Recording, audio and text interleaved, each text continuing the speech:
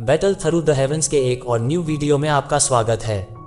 पिछले एपिसोड में हमने देखा था जियान अपना ड्रैगन एप्रा पावर को दिखाती है, जिसके बाद तीनों एनिमी क्लैंस के जितने भी लोग थे वह डरकर अपनी जान बचाकर भागते हैं। सियो यान को जियान अपना ड्रैगन एप्रा ब्लड देती है, जिससे सियो यान के अंदर बहुत सारी खूबियां आती हैं। सियो यान को एक एंशिएंट ड्रैगन आर्मर भी मिलता है, जिसके बाद सियो यान 3000 बर्निंग फ्लेम को उस जगह पर लेकर जाता है जहां 3000 बर्निंग फ्लेम के मास्टर उसे ले जाने का प्रॉमिस कर रहे थे। 3000 बर्निंग फ्लेम ये जगह आकर खुश तो होता है पर उसे अपना घर जैसा फील नहीं होता है, इसीलिए वापस से वह शयन के पास चला जाता है और सियो यान को अपना मास्टर एक्सेप्ट कर लेता है। अब आगे तो यह एपिसोड स्टार्ट होती है। सियो यान और हकिंग इस वक्त ईस्टर्न ड्रैगन आइलैंड में ही एक बहुत ही खतरनाक जगह पर आ गए हैं। लगातार इस जगह पर बिजली कड़क रही है। हकिंग सियो यान से कहता है, सियो यान इस जगह पर थंडर का पावर बहुत ही ज्यादा खतरनाक है, अगर कोई केयरफुल ना रहे तो ये जगह तुरंत ही उस पर्सन को जान से मार सकती है। पर सियो यान, मैं कंफ्यूज हूँ कि तुम ऐसे डेंजरस प्लेस में क्यों आना चाहते थे। सियो यान मुस्कुराते हुए हकिंग को जवाब देता है, कहता है मुझे इस जगह के थंडर पावर का इस्तेमाल करना है। थंडर पावर मुझे मेरे पपेट्स को और ज्यादा स्ट्रांग बनाने में हेल्प करते हैं। जिसके बाद हकिंग के सामने हाथ जोड़कर उन्हें ग्रीट करते हुए कहता है, सीनियर हकिंग, आप मुझे इस जगह पर लाए, इसके लिए आपका थैंक यू। हकिंग कहता है, तो तुम सीरियस हो, इसीलिए मैं भी तुम्हें और बातें नहीं कहूँगा। मैं बस इतना कहना चाहता हूँ कि इस जगह पर केयरफुल रहना। मैं इस जगह के बाहर तुम्हारा वेट करूँगा। अगर तुम्हें किसी भी तरह की प्रॉब्लम हो तो तुरंत ही मुझे इशारा करना, मैं तुम्हारे पास आ जाऊँगा। कहते हुए हाइकिंग वहाँ से गायब हो जाता है। इसके तुरंत बाद सियो यान भी इस थंडर वाले फॉरेस्ट के और अंदर चला जाता है। यहाँ पर थंडर का पावर और भी ज्यादा स्ट्रांग था और थंडर और भी ज्यादा फ्रीक्वेंटली गिर रहे थे। सियो यान कह रहा है कि इस जगह की थंडर पावर बहुत ही ज्यादा स्ट्रांग है, पर इसके बावजूद भी यह मेरा कुछ भी नहीं बिगाड़ पा रहा है। एज मुझे जियान का एंशिएंट ड्रैगन आर्मर प्रोटेक्ट कर रहा है। वाकई में कि ड्रैगन आर्मर बहुत ही ज्यादा काम का है।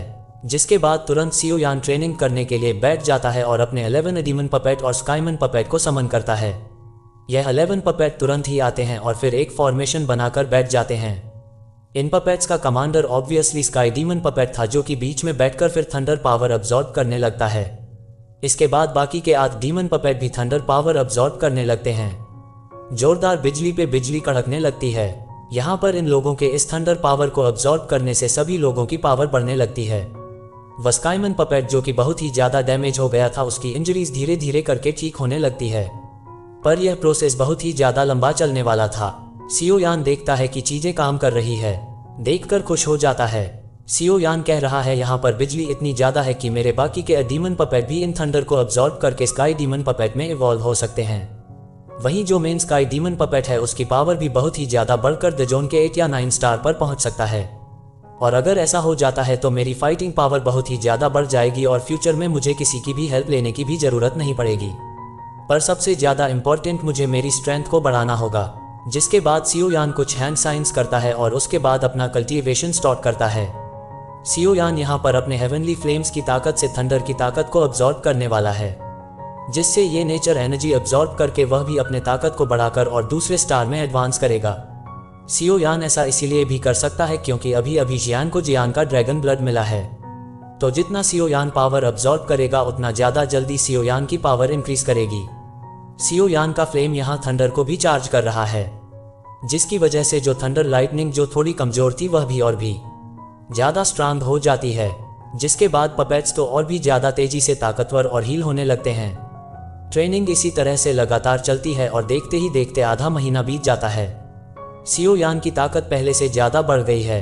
सियो यान हेवनली फ्लेम को अब्सॉर्ब करने के बाद डाउ जोन के 4 स्टार लेवल पर पहुंचा था, तो यहाँ पर एनर्जी अब्सॉर्ब करने के बाद सियो यान के 5 स्टार लेवल तक तो पहुंच सकता है।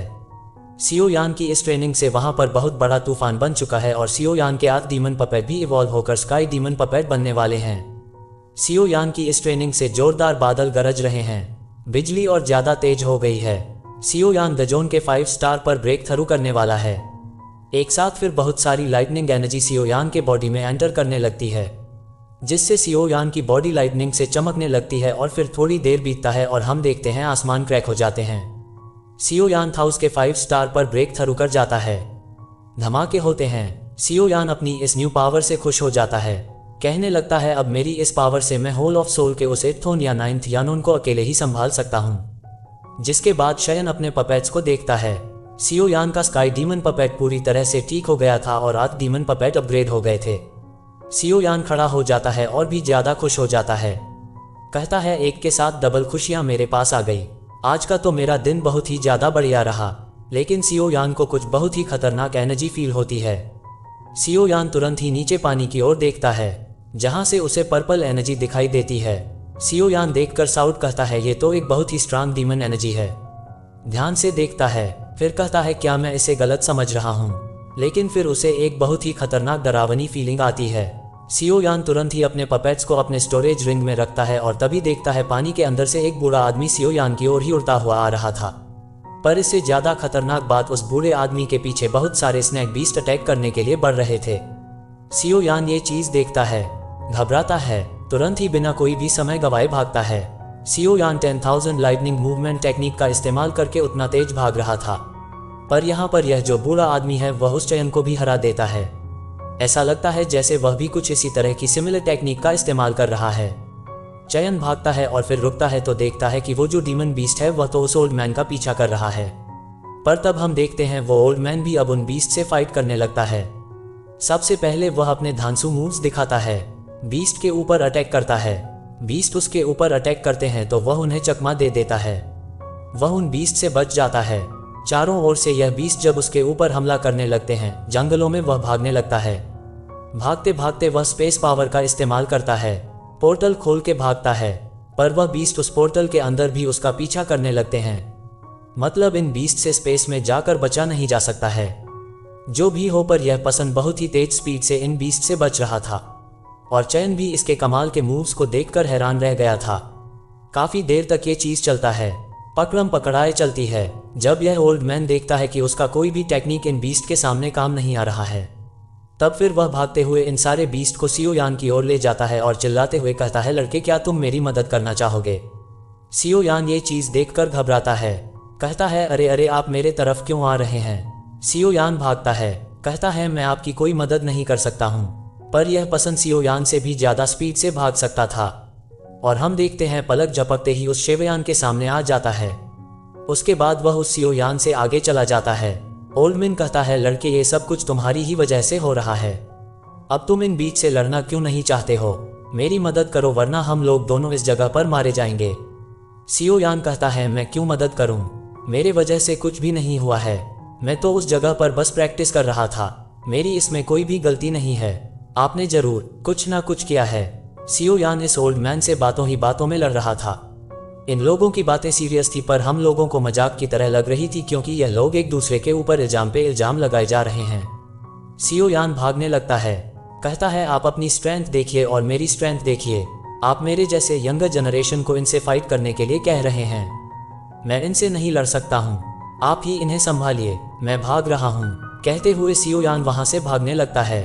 अब सियो यान ऐसा इसीलिए कह रहा है क्योंकि सियो यान इसकी स्ट्रेंथ को देखकर समझ गया है कि यह पसंद कोई मामूली पसंद नहीं बल्कि एटलीस्ट ये बांध सिंह लेवल का पसंद है। पर आखिर ऐसा क्यों हो रहा है, ये पसंद ऐसे भाग क्यों रहा है और सियो यान को अपनी मदद करने के लिए क्यों कह रहा है, ये सारी बातें मैं आपको अगले एपिसोड में एक्सप्लेन करके बताऊंगा।